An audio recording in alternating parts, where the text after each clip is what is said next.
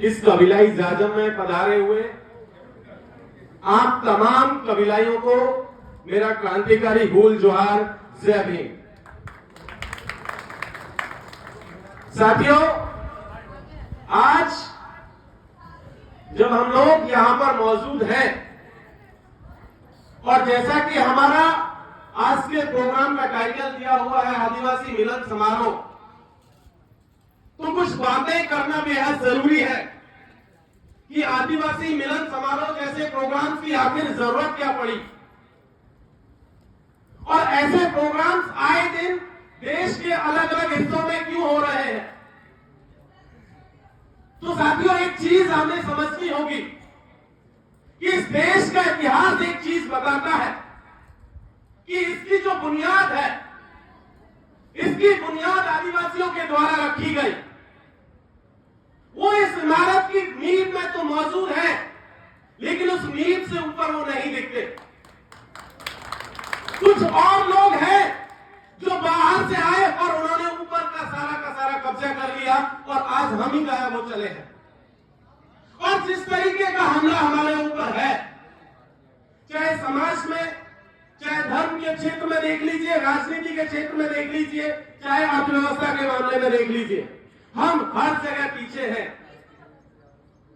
तो जो संकट है, वो संकट सबसे पहले हम लोग देख रहे हैं कि हमारे साथ समाज के साथ जो सिस्टम है वो क्या हो रहा है। हमारा समाज एक कबीलाई समाज रहा, जहां जागम की व्यवस्था थी, जागम थी जहां सब लोग एक जैसे थे, किसी का कोई पद हो, कितना भी बड़ा हो, लेकिन वो सबके साथ बराबर था। लेकिन हुआ ये कि वो बाहर से आए और उन्होंने एक मंच दे दिया, कुछ इधर है कुछ इधर है, दोनों के बीच में बहुत बड़ी खाई है। और ये खाई वो चीज है जो हम लोगों को अलग करती है। यही वो खाई है जहां हम लोगों का फोकस यूनिटी से ज्यादा, एकजुट करने से ज्यादा किसी दूसरी तरफ चला जाता है।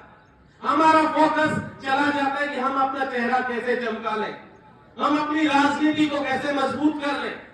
दरअसल हुआ ये कि हमने समाज से लिया बहुत कुछ, समाज से नौकरी ली, समाज से नाम लिया, इज्जत ली, लेकिन समाज को दिया कुछ नहीं। जब देने की बात आई तो चुनाव का मैदान खाली था और चुनावी मैदान में उतर गए। कोई विधानसभा पहुंचा, कोई राज्यसभा पहुंचा, कोई लोकसभा पहुंच गया। उन्होंने वहां जाकर के कहा कि हम आपका प्रतिनिधित्व करते हैं, लेकिन दरअसल हुआ इसका उल्टा। उन्होंने प्रतिनिधित्व किया अपनी पार्टी का, अपने संगठन का, अपने नेता का। वो भूल गए आदिवासी कौन है। आज अपने तमाम नेताओं को देख करके, देख लीजिए उठा करके, इस देश में लगभग 480 विधायक हैं जो रिजर्व सीटों से आते हैं, अलग अलग असेंबलीज में बैठे पूरे देश में 480।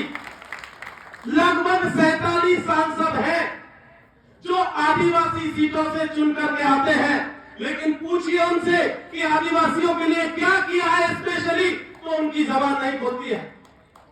इसी राज्य के भीतर टीएसी ट्राइबल एडवाइजरी जो काउंसिल है, उसका पिछले 6 साल से गठन नहीं हुआ है। सिर्फ यही सरकार नहीं, पिछली ने भी नहीं गठन किया था। और कौन से आदिवासी हितों की बात हो रही है? कहां गई ट्राइबल एडवाइजरी काउंसिल? इस देश के संविधान की 5वीं अनुसूची के तहत कंपल्सरी था, मस्ट थी कि उसकी एनुअल मीटिंग होनी चाहिए। एक ट्राइबल एडवाइजरी बोर्ड होगा जो राज्यपाल के साथ मिलकर के काम करेगा, जिसका काम होगा कि राजस्थान के आदिवासियों के लिए वो काम करे। अनुसूची 5, और जिन इलाकों में अनुसूची 5 लागू नहीं है, जैसे ये हिस्सा हमारा हड़ौती और आगे चले जाए सवाई माधोपुर और करौली, इन सबको अनुसूची 5 के दायरे में लाना था। लेकिन हुआ उल्टा, ट्राइबल एडवाइजरी काउंसिल बनी ही नहीं। उसकी 2016 के बाद से लेकर के 7 साल हो गया, कोई रिपोर्ट राष्ट्रपति तो गई नहीं। तो आखिर हमारे रिप्रेजेंटेटिव कर क्या रहे हैं? ये सवाल है जो आपको पूछना पड़ेगा। ये बेहद जरूरी सवाल है।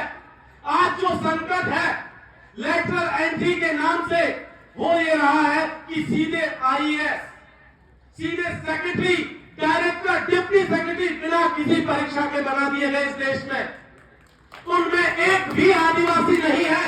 ये सवाल आप पूछेंगे कब? ये सवाल तो आपको पूछना पड़ेगा कि क्या हुआ, क्यों लेटर एंट्री के नाम से जो एंट्रियां हुई उसमें आदिवासी सीन से गायब है? क्यों सिर्फ कुछ ही कम्युनिटी के लोग और एक खास आरएसएस की विचारधारा से जो संबंध रखते उन्हीं को सीधा का सीधा सेक्रेटरी बनाया गया और उसके ऊपर डायरेक्टर और डिप्टी डायरेक्टर और न जाने क्या क्या बना दिया गया? ये सवाल तो आपको पूछना पड़ेगा ना। आप देख लीजिए धर्म के नाम पर क्या गोरख धंधा चल रहा है इस देश में। धर्म के नाम पर लड़ाया जाता है, धर्म के नाम पर आपको कहा जाता है कि बेटा हिंदू धर्म खतरे में, चढ़ जाओ मस्जिद पर, और आप तलवार लेकर के मस्जिद के ऊपर जो है भांगड़ा कर रहे हैं।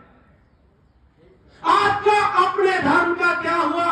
जिस परंपरा से आप जीते आए थे, जिस आदिवासी कल्चर में आप जिंदा थे, जो धर्म आपको प्रकृति से मिला था, उस धर्म का क्या हुआ? क्या कभी आपने पूछा?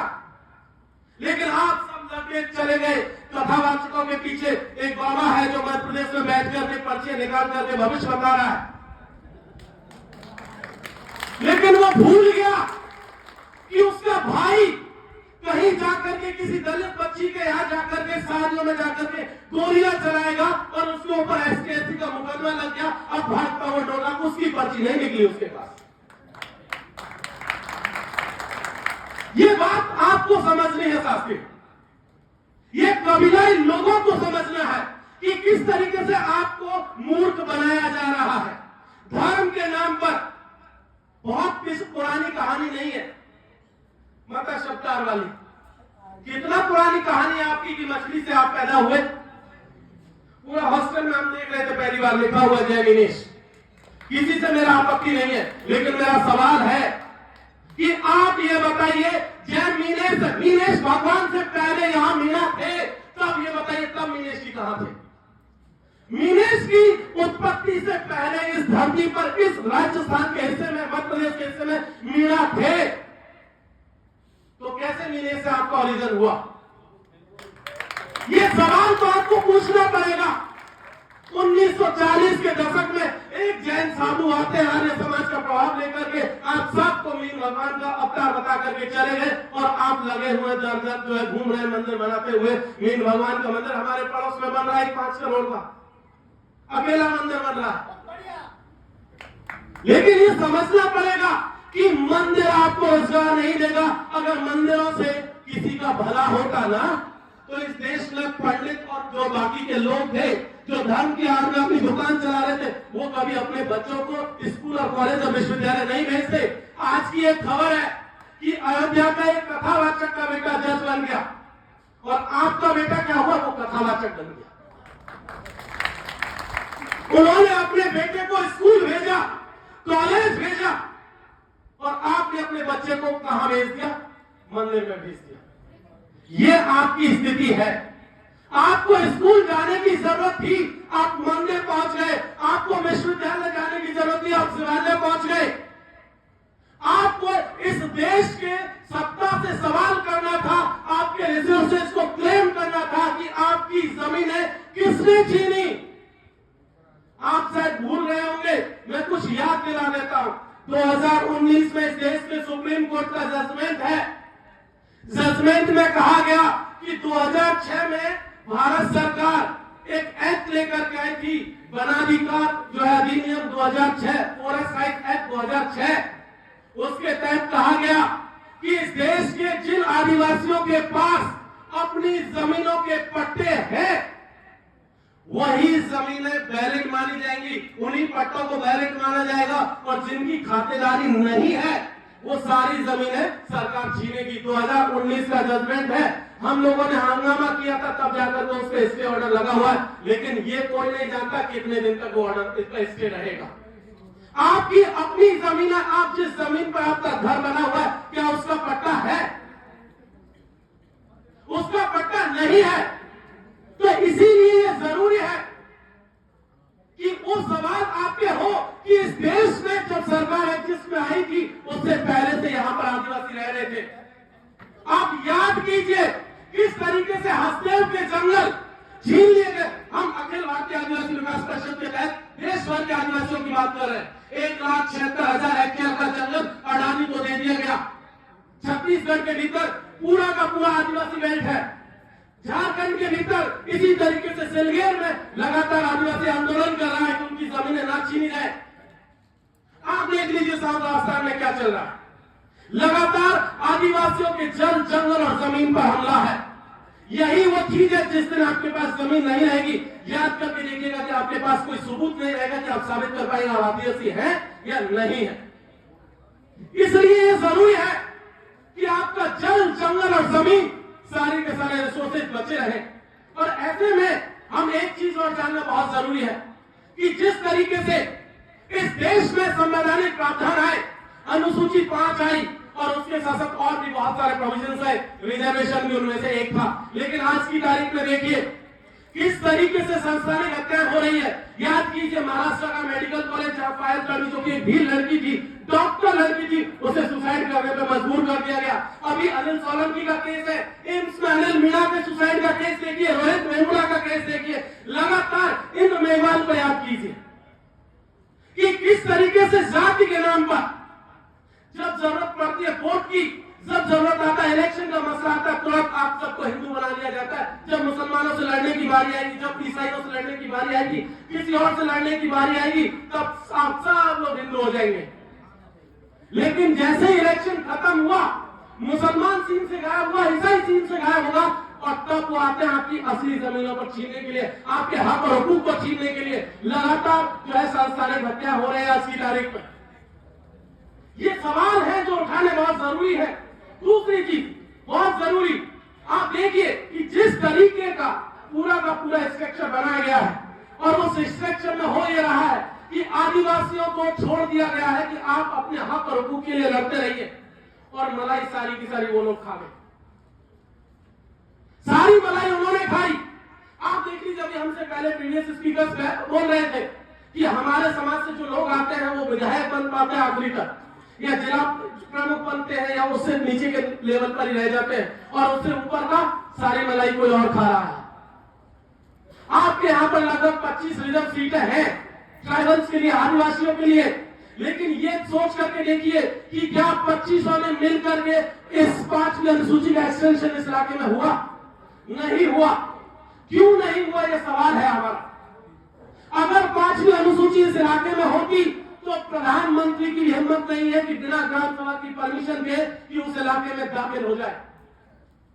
सीधा आपका इलाका राष्ट्रपति के द्वारा गवर्न होता, लेकिन वो नहीं हुआ।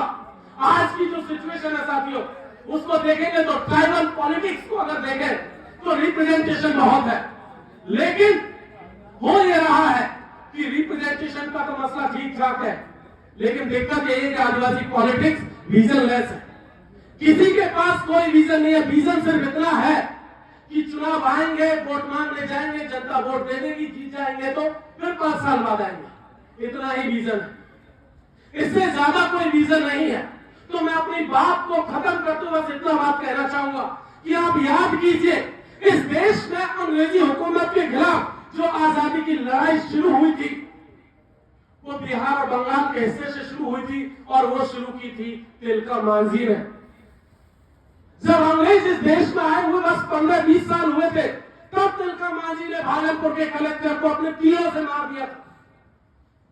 और जो लड़ाई वहां से चली, वो लड़ाई अंदर आज तक जारी है।